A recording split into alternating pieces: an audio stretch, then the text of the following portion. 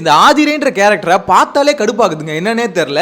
Anyways இன்னைக்கு எபிசோட்கான hot star promo வந்து release பண்ணியிருந்தாங்க. இந்த ப்ரோமோவில் பார்த்தீங்கன்னா 3 பேருக்கு நடுவில் பயங்கரமான சண்டை. ஒன்று ஆதிரை, இன்னொன்று அரோரா, இன்னொன்று ரம்யா ஜோ.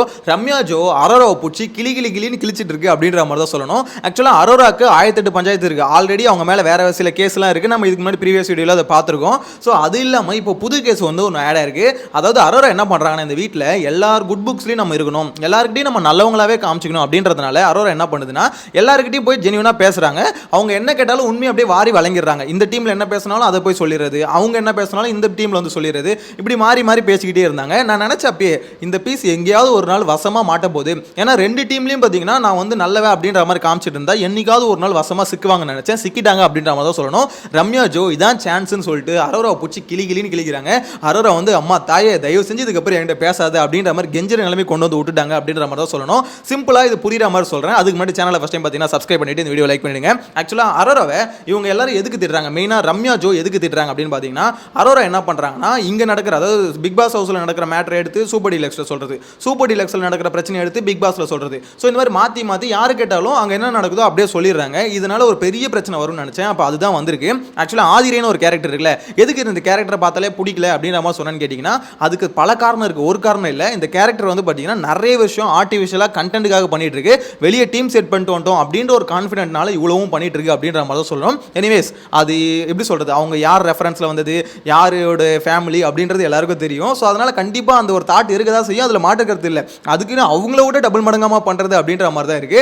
எனிவேஸ் இப்போ ஆதிரை என்ன பண்றாங்கன்னா, அரோரா வந்து ஆதிரை கிட்ட போய் ஒரு மேட்டர் ஒன்று சொல்றாங்க. இந்த மாதிரி ஆதிரை உனக்கு வந்து நாமினேஷன் ஃப்ரீ பாஸ் வந்து ரம்யா ஜோலாம் விட்டு கொடுத்து தான் வந்ததுன்னு சொல்றாங்களே, அது எப்படி விட்டு கொடுத்ததுன்னு அவங்க சொல்லலாம் அப்படின்ற மாதிரி போய் ஏற்றி விட, அதாவது எப்படி சொல்றது, கொளுத்தி போட்டிருக்காங்க.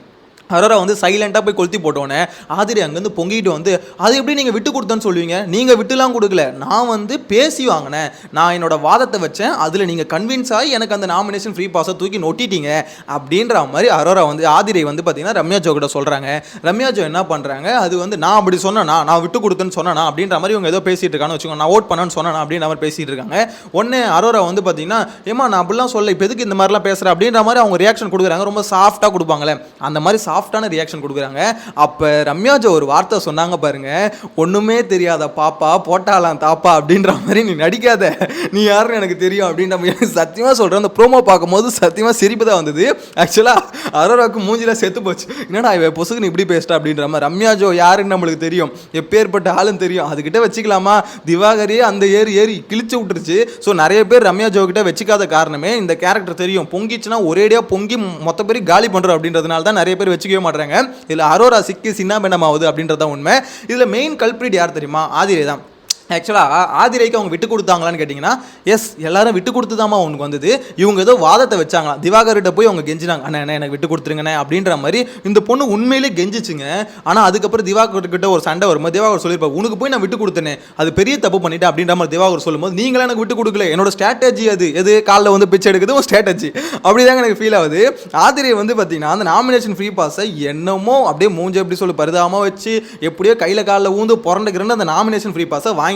சரி வாங்கிட்டேன், சரி நீங்கள் விட்டு கொடுத்து தான் வாங்கிட்டு ஒத்துன்னு போயேன், ஏன் எனக்கு புரியல. இப்போ நீ பேசி அவங்க கொடுக்காம இருந்தால் என்ன பண்ணியிருப்ப, அவங்களுக்கு வந்து இப்போ நீ பேசி அப்படியே பயங்கரமாக அவங்க கன்வின்ஸ் பண்ணி அதெல்லாம் நடந்ததா, இல்லை நீ கெஞ்சின, லிட்டரலாக நீ கெஞ்சின, அதனால அவங்க விட்டு கொடுத்தாங்க. ஒருத்தவங்க விட்டு கொடுத்து தான் இன்னொருத்தவங்களுக்கு கிடைக்குதுன்னா அதை அக்செப்ட் பண்ணிட்டு போயிடணும். ஆமாம் நீங்கள் விட்டு கொடுத்தீங்க எனக்கு கிடைச்சிது அப்படின்றதுனால நாமினேஷன் ஃப்ரீ பாஸ் வாங்கி சொகுசாக இந்த வாரம் இருந்துக்கிட்டு நீ பேசுகிற பேச்சு, ஆடுற ஆட்டம், தடவல் எல்லாத்தையும் பார்த்துக்கிட்டு தானே இருக்கோம். அடுத்த வாரம் வாமா நீனு அப்படின்ற மாதிரி தான் எனக்கு என்னமோ அந்த ப்ரோமோ கீழே வர கமெண்ட்ஸ் எல்லாம் பார்க்க தோணுது. என்ன விஷயம் பார்த்தீங்கன்னா, ஆதிரை கேரக்டர் வந்து அவங்க கிட்ட ஒரு அக்செப்டன்ஸே இருக்க மாட்டேது. ஆமா அவங்க விட்டு கொடுத்து வாங்கினாங்க அப்படின்ற சொல்றதுல என்ன ஒரு விஷயம் இருக்கு. எனிவேஸ் இப்போ இது வந்து ஏதோ நடந்துருச்சு. அரோரா எதுக்கு தேவையில்லாத வேலை, அது எப்படி அவங்க விட்டு கொடுத்தோன்னு சொல்லலாம், எதுக்குமே உனக்கு தேவையில்லாத வேலை, உனக்கு ஆல்ரெடி துஷாரை நோண்டிக்கிட்டு இருக்க, துஷாரை எப்படியாவது இது பண்ணிடணும்னு சொல்லிட்டு வெயிட் பண்ணிட்டு இருக்க. அப்படி இருக்கும் போது அந்த வேலையை மட்டும் பார்க்க வேண்டியது தானே, இதுக்கு நடுவில் எதுக்கு நீ இந்த வேலையை பார்க்குற அப்படின்ற ஒரு கேள்வி இருக்கும். எனக்கும் அந்த கேள்வி இருக்கு. எனிவேஸ் அரோரா வந்து பார்த்தீங்கன்னா தேவையில்லாமல் நம்மளும் ஒரு கண்டென்ட் பண்ணணும்னு பண்ணாங்கன்னு நினச்சாங்க, என்ன தெரியல. போய் நார்மலாக பேசுகிறாங்க. இந்த மாதிரி எப்படி அவங்க விட்டு கொடுத்தோன்னு சொன்னோன்னா அது பெரிய இஷ்யூவாக மாறிச்சுன்னு வச்சுக்கோங்களேன். ஆனால் ரம்யா ஜோ இவ்வளோ தூரம் பொங்குறது காரணம் என்னன்னா, அரோரா வந்து பார்த்தீங்கன்னா இந்த வீட்டில் எல்லாருக்கிட்டையும் நல்லா பேசிகிட்டு இருக்காங்க. அது எப்படிப்பா ஒரு கேரக்டரால் முடியும் அப்படின்னு கேட்டிங்கன்னா, சூப்பர் டீலக்ஸில் இருக்கும்போது மற்றவங்களுக்கு வலிக்காத மாதிரி இவங்க வேலை வாங்குறதா, மற்றவங்களாம் கேடி இவங்க மட்டும் போடி அப்படின்ற மாதிரி பார்த்தீங்கன்னா ரொம்ப எப்படி சொல்கிறது, மற்றவங்களாம் வந்து ஒரு கெட்ட பேர் எடுத்துக்கிட்டு வேலை, ஏன்னா அவங்களுக்கு கொடுத்த அந்த டாஸ்க்கை செய்யணும்னு எல்லாம் வேலை செய்கிறாங்க. அரோரா மட்டும் பார்த்தீங்கன்னா இல்லை நான் வந்து நல்லவன், நான் ரொம்ப சாஃப்டாக சொல்லுவேன், கொஞ்சம் அதை செய்யுங்களேன் ப்ளீஸ் அப்படின்ற மாதிரி சொல்லுவோம். அதனால எல்லாரும் செஞ்சிருவாங்க. அப்படி இல்லைங்க, நீங்கள் வந்து பார்த்தீங்கன்னா ரொம்ப டைட்டாக யாரையும் வேலை வாங்கலை. அப்படி வேலை வாங்கினா தான் உங்களுக்கு வந்து பார்த்தீங்கன்னா மற்றவங்க வந்து அப்போ தான் உங்ககிட்ட எதிர்ப்பாங்க, மாற்று கருத்து வரும், சண்டை வரும், பிரச்சனை வரும். ஆக்சுவலாக அரோரா உள்ளே வந்ததுலேருந்து ஒன்றுமே பண்ணல, அதுதான் உண்மை. யோசிச்சு பாருங்களேன், இந்த 10 நாளில் ஃபஸ்ட்டு அவங்க ஈடுபட்ட ஒரே சண்டை இது மட்டும்தான். அதாவது சண்டை வந்து பார்த்தீங்கன்னா அவங்க அது இத்தனைக்கும் இது இவங்க டேரெக்டாக போல ரம்யா ஜோ வாண்டடாக பிடிச்சி இழுத்து வச்சு அது எப்படி நீ சொல்லுவேன், நான் அவங்ககிட்ட சொன்னேன்னா தெரியுமா உனக்கு, அது எப்படி சொல்லுவேன் அப்படின்னு சொல்லிட்டு அவங்க கிளிகளையும் கிழிச்சது என்னை பொறுத்தவரைக்கும் கரெக்டு தான் தோணுது.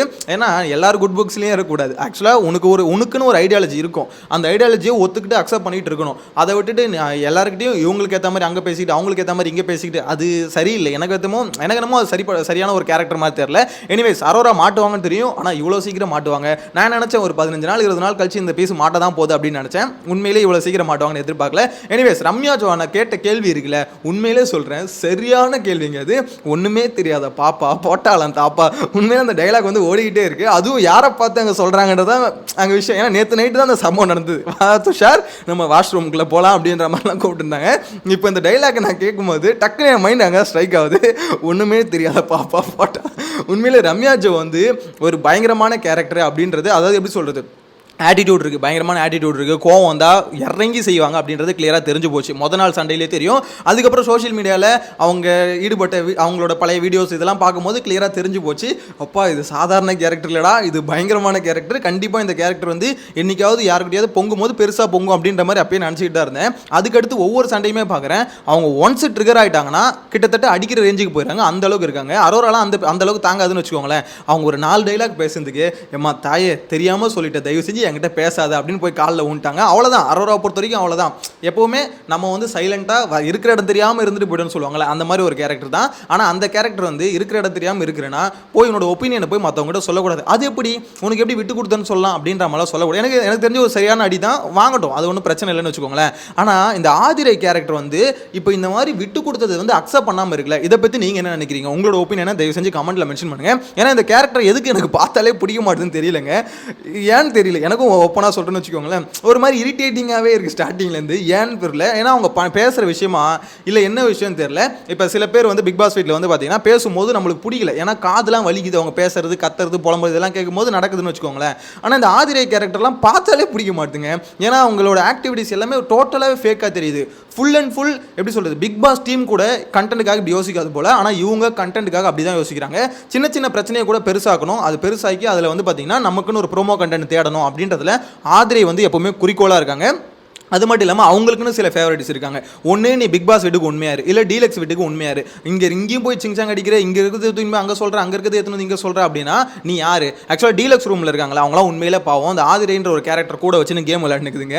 ஏன்னா இந்த பீஸ் வந்து பார்த்தீங்கன்னா ஃபுல் அண்ட் ஃபுல் அங்கே தான் இருக்குது. அந்த பீஸ் ஆதிரையை கூட வச்சுக்கிட்டே அவங்க ஸ்ட்ராட்டஜி பிளான் பண்ணுறாங்க. எஃப்ஜே கனி இவங்களாம் ஸ்ட்ராட்டஜி பிளான் பண்ணுறாங்க. அவங்களுக்கு வந்து சாப்பாடு வந்து இப்படி தான் கொடுக்கணும், அவங்க என்னென்ன கேட்டாலும் செய்யக்கூடாது அப்படின்ட்டு நம்ம ஸ்ட்ராட்டஜி பிளான் பண்ணுறாங்க.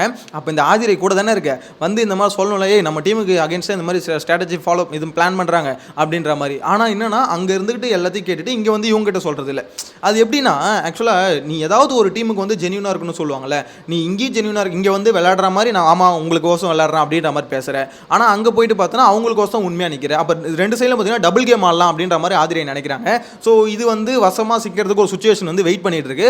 மாட்டணுன்றேன், மாட்டினா தான் விஜய் சேதுபதி கிட்ட மாட்டும் போது அந்த போன வாரம் பார்த்தீங்கன்னா எந்திரிச்சு நிற்காத மாதிரி ஒரு ரியாக்ஷன் பார்த்தோம்ல, அது இந்த வாரமும் பார்க்கணும் அப்படின்ற மாதிரி நான் அவளோட வெயிட் பண்ணுறேன். உங்களோட கருத்து கமெண்ட்டில் மென்ஷன் பண்ணுங்கள். நெக்ஸ்ட் வீடியோவில் மீட் பண்ணலாம். Bye by.